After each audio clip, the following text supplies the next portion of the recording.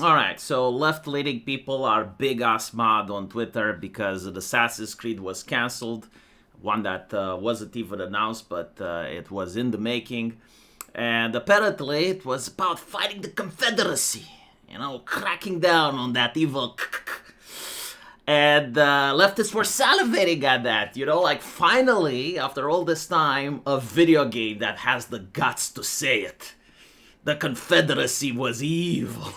But yeah, look at their reaction. They canceled the coolest fucking video game ever, like in all of history, better than Mass Effect, better than Dragon Age, like better than everything. You know, it was the coolest fucking video game ever because our current political climate would cause backlash for a game about killing racist terrorists. That's where we're at, by the way. Well, didn't you guys say that everything is political, right? And you insist on this. You insist that everything is political. And so you don't have games for entertainment. You don't have games made for the purpose of being the coolest fucking video game ever. You have video games that send political messages. Well, it just turns out that you guys lost the political debate for these current 4 years. Right? It seems like the right-wing chads, the Republicans are in the White House, the Senate, they got the popular vote, they got SCOTUS, everything is right-wing, and so the politics needs to flow. It needs to flow into video games, it needs to be in your entertainment, everything you do now needs to be right-wing. I mean, this is by your own logic, right? Like, this is what you guys been saying. Like, the video games being fucking cool is not the point. The video games indoctrinating your children into right-wing politics is the point. In all reality, though, obviously this is not what is happening. What really is happening is that people like him aren't buying the video games. Either that or there aren't enough people like him in order to justify making these video games. And people like moi have absolutely no moral obligation to spend money to Ubisoft. Like, Ubisoft is not another world government that's taxing me. I don't have to give them my $70. And so, if I'm not interested in the theme of a video game, or the way the characters look like, or the way the community manager glances my way, I don't have to buy it. And I don't even need to justify why I'm not buying it. If you think Nazism means not buying video games, well, I guess I'm going to get that label, aren't I? In reality, I'm not even American. Right? And so I generally don't give a shit about the Confederacy or any of this. Not my history. It didn't happen in Europe. I don't give a fuck. But I still wouldn't play the game. Why would I not play the game? Because I'm so sick and tired of these stories. Like, anything that I associate with social justice, I'm tired. Not necessarily because I disagree with everything that social justice does, although in most part, kinda. But, like, for the last 10 years, I've been bombarded with this shit. For the last 10 fucking years, just like non-stop, constant social justice themes. And the issue is that left-leaning people have absolutely no empathy. They can't view how it would be like if it was done to them. Like, imagine if right-wingers managed to infiltrate every single company. Whether it's Ubisoft, whether it's BioWare, whether it's Blizzard, like, you got right-wingers everywhere. And they only want to tell right-wing stories. They for instance, want to tell stories about border control. And in every single story, you play as an ICE member, or it's about a country in the past that was overrun with immigrants, and how cultures don't get along, and how strife always happens, and the solution is always to deport people or to have stronger border controls, right? And every single video game that you play has this theme. Every single commercial, every single football match that you're watching, you're going to be bombarded with this theme. Like, even if you agree with it, like, after 10 years, it's fucking enough. It's like, just, god damn it, just enough. And not to mention, it's Assassin's Creed. Like, people are bored. They're bored of this, you know? Make a new Prince of Persia game. But make a proper Prince of Persia game. Like, go back to Orientalism. Right? Because this is another thing. They are freaking out about, oh, the political climate doesn't let us make this game. The political climate didn't let us have another Prince of Persia. Because Orientalism. Well, what's wrong with Orientalism, by the way? What's wrong with the 1001 Nice Tales? What's wrong with the fantasy place of Agrabah?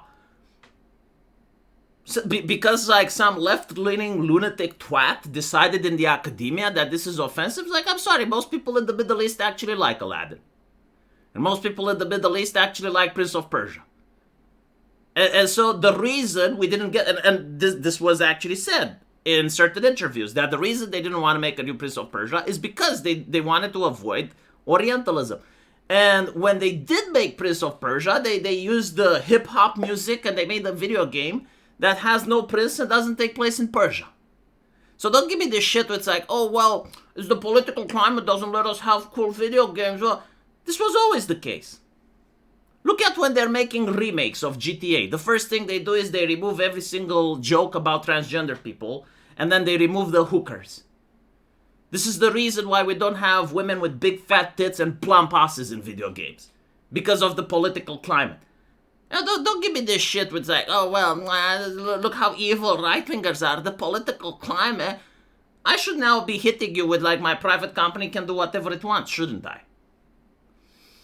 And I don't imagine, like, they wouldn't have handled the theme properly anyway, because Mr. Obvious is saying, you know, you'd be fighting the Democrats, would fight Confederate Democrats, would take place in the South with Democrats, kill white racist Democrats, kill slave owner Democrats, right?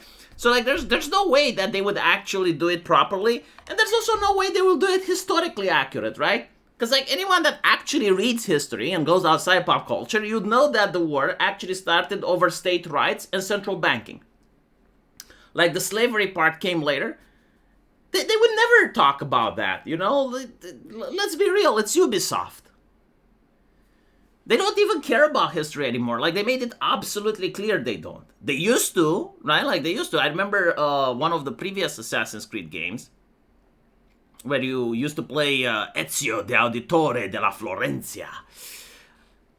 People were wondering, why don't we get to have a crossbow?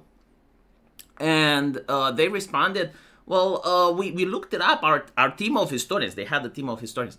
They looked it up and it wasn't popular at that time, so we didn't want to include it. It's like, well, that's pretty cool, right? And then later on, they're making an Assassin's Creed game in Greece, and they show on a vase, how they went out of their way to include a teacher that's teaching a boy and a girl.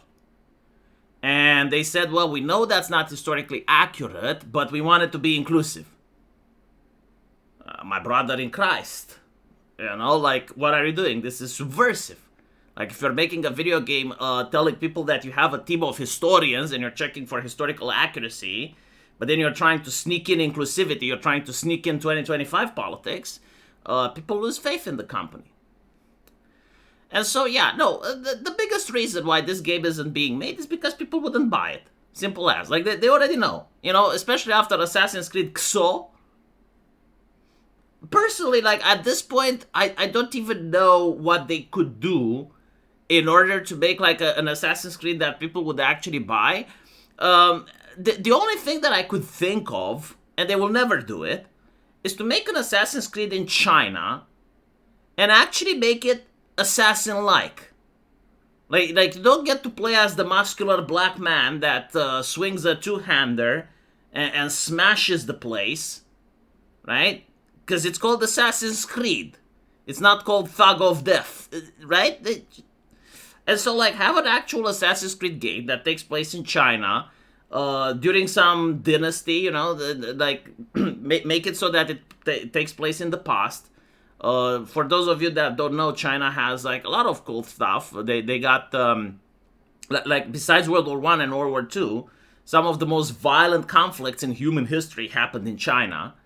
And so, like, there's a lot of lore to be done there. And if you actually do it properly and you genuinely put a team of historians to study the place and to actually make something accurate, especially now that you have AI, like, it's a lot more simple to find documentations on how to do it. Yeah, I think, like, that would sell. I think, like, people from China would buy the game if you actually make it to a historical fidelity and you go for like a time period that the CCP doesn't really care about or is not that upset, not only it would sell in China, I think it would sell in the West as well.